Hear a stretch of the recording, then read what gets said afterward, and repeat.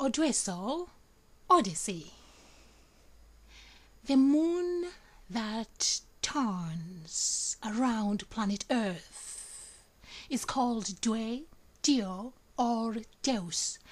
Dwe travels around Earth every day. It controls oceans, plants, and human life.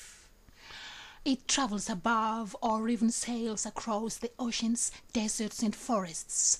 No wonder in some parts of the world, Dwe is in fact considered a great or even major god. Dwe got inside the waters of the oceans and caused waves that fought against one another. So is a fish in the waters of Lake Victoria and the Nile that has got just about the same taste as goat meat. Just like goat meat, so is usually not eaten by the Luo